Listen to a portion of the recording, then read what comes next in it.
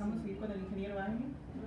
Esta tarea se está realizando con la materia de políticas públicas con la doctora Lisbeth. Y nuestro tema es relacionado con lo que ahorita estamos viviendo, cero de comida chatarra en las escuelas. Ingeniero Ángel, ¿cuál es su opinión general sobre las nuevas normas que regulan la venta de comida chatarra en las escuelas? Okay. Bueno, no es una norma nueva. La instrucción del gobierno federal fue ya hace bastante tiempo. Me parece que han de haber pasado ya cerca de 5 años o 6 años, no recuerdo muy bien la fecha con exactitud, pero ya se había dado un ordenamiento a nivel federal para que las instituciones educativas tuvieran cuidado de lo que es la venta de alimentos y bebidas dentro de las escuelas, dándole una especial atención al contenido de azúcar de los elementos que se vendían. Solamente el contenido de azúcar. De hecho, se prohibió en aquel tiempo, yo recuerdo, toda la venta de refrescos, toda la venta de bebidas azucaradas, refrescos, y se hizo un cambio inmediato, se empezaron a vender jugos y otro tipo de alimentos. Después viene un proceso en el cual, a través del Senado de la República, se propone o se hace una disposición para que todos los alimentos que contengan cierta cantidad de azúcar en su preparación se le pueda identificar a través de sellos ubicados precisamente en el envase de cada uno de los alimentos.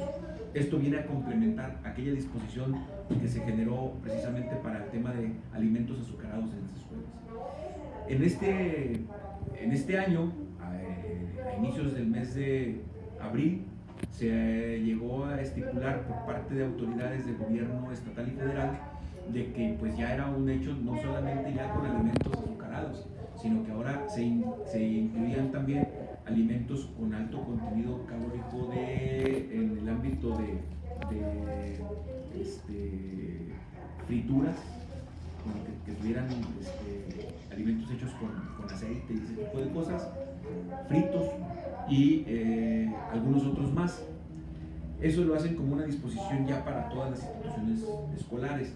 En ese respecto, desde que se inicia con este procedimiento, pues la atención se da en la institución educativa con el hecho de poder ofertar esos alimentos, pero la duda era cómo iba a ser atendido el alumno desde su casa, cómo iba a ser atendido el alumno que pudiera traer a la institución educativa su refrigerio desde el hogar, en donde se pudiera incluir algún alimento que dentro de la escuela fuera prohibido.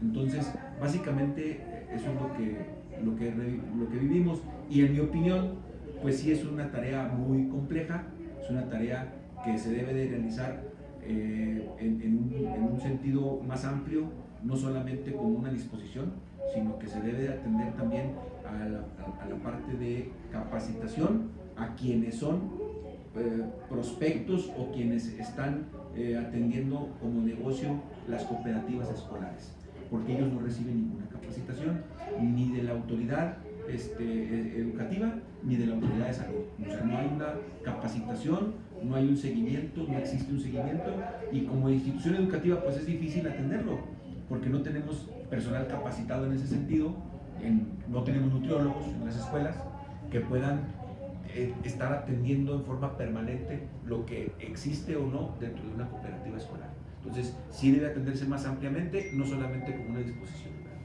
Bueno, ¿y tú crees que estas medidas tendrán algún impacto positivo en los alumnos?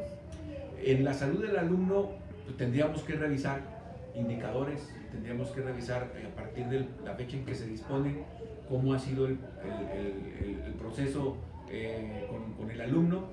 Yo no creo que tengamos en la actualidad o que se cuente en la actualidad con una base de datos en donde se pueda tener la medida del peso, la medida de grasa corporal del alumno, la medida de músculo en el alumno. O sea, si no partimos de esas mediciones es difícil saber si vamos a tener un impacto positivo, negativo, regular, etcétera, ¿no? Creo que lo primero es saber cómo están nuestros alumnos, cuál es la salud general del alumnado en cada institución educativa, y de ahí después, con la propuesta que se genera, ir realizando en determinados tiempos cuál es el impacto. Pero insisto, si no tenemos profesionales en el ámbito de la salud alimenticia en las instituciones educativas, pues es muy complicado medirlo. ¿Y qué tan receptivos tú has visto los estudiantes cuando el nuevo cambia en la comida escolar? El alumno en educación básica es muy noble. El alumno en educación básica pues prácticamente va navegando conforme se presentan las circunstancias. No ha presentado una resistencia a esta situación. Tienen ciertos grados de rebeldía, pero pues al final de cuentas se dejan guiar mucho por los maestros y por el adulto, y bueno, pues ellos han sido prácticamente pues nada más atendiendo la disposición, pues consumen lo que hay, no hacen otra cosa, no hay una propuesta. Sin embargo, bueno, pues lo que sí vemos es que al final de cuentas no hemos tenido problemas de falta de alimentación del alumno, que eso sería todavía un poco más grave. Bueno, ¿y qué papel tú consideras que debe tener el profesor en la promoción de una alimentación saludable dentro de la escuela? Pues la misma que hace en forma permanente. Yo conozco a los maestros en educación básica en mi escuela, en la técnica número 1, y pues en lo general siempre estamos tratando de ofertarle al alumno pues algunos consejos, algunas orientaciones de cómo hacer una buena forma de alimentarnos, y esto es en forma permanente. Creo que es el camino que debemos de seguir. Y bueno, pues predicar con el ejemplo. Al final de cuentas, los maestros también en las instituciones educativas consumimos nuestros propios alimentos, y eso lo observan los alumnos. Creo que podemos ir a la par. Pero insisto, el que debe atender, o quien debe en forma más precisa, más adecuada, pues es un profesional de la salud alimenticia. O sea, no todos estamos capacitados para ello. Incluso existe mucha desinformación en redes sociales con respecto a ciertos hábitos alimenticios o dietas que se puedan generar. Estas pues pueden incluso ser perjudiciales a la persona que las pueda llevar a cabo sin una orientación permanente de un profesional, ¿verdad? Gracias. ¿Qué retos o dificultades ves en la aplicación de estas nuevas reglas? La falta de recursos por parte de la autoridad, precisamente para dotar a las escuelas de profesionales de la salud en el ámbito de la alimentación. Y creo que pues han hecho solamente el esfuerzo de generalizar la norma, pero no tienen el mecanismo. Yo no veo ningún mecanismo adecuado para darle seguimiento. Eso es peligroso, porque al final de cuentas puede quedar como algo que pueda ser temporal y no permanente, como lo fue en su momento esto de las bebidas azucaradas.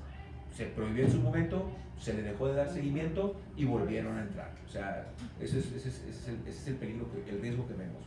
Bueno, ¿crees que la normatividad es adecuada para todas las escuelas sin importar su contexto, ubicación, economía? No, creo que se debe de profundizar un poquito más en el estudio del contexto de las instituciones educativas y hacer propuestas más específicas. Pero la autoridad no es la que va a hacer la propuesta.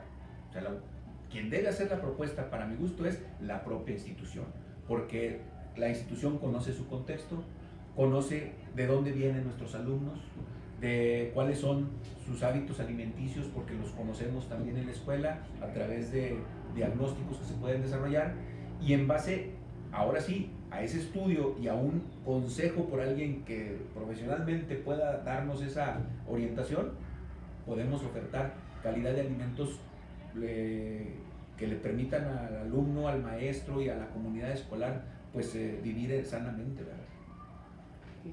¿Has escuchado algún comentario de padre de familia o alumno al respecto del...? No, ningún comentario por padres de familia. De alumnos, pues te digo, son muy nobles, se dejan guiar con lo que existe. De maestros sí hay preocupación, de maestros sí pues observamos diariamente lo que ofrece cada cooperativa, y en este caso las cooperativas de nuestra escuela, y pues sí, como que nos gustaría más tener un menú más amplio, que pudieran escoger de más cosas, porque en el proceso lo que se ha observado es que reducen el menú, lo hacen más pequeñito y no hay variedad. Eso, tarde que temprano, creo yo que sí va a saturar al joven, al estudiante, y va a buscar otras alternativas. Lo que sí he observado es que ya hace un día. Unos alumnos ya traían la sopa Maruchan en el vaso y ya se la estaban, pues como quien dice, presumiendo a otro compañero y dicen, mira, aquí ya traemos, y ellos buscan pues la manera de evadir esa situación, y entonces ya vamos a empezar a tener algo de movimiento clandestino de sopa Maruchan en la escuela, porque pues no tenemos aquí quien pueda regular esa parte. No se trata de hacer una operación mochila para quitar alimentos, no se puede hacer eso.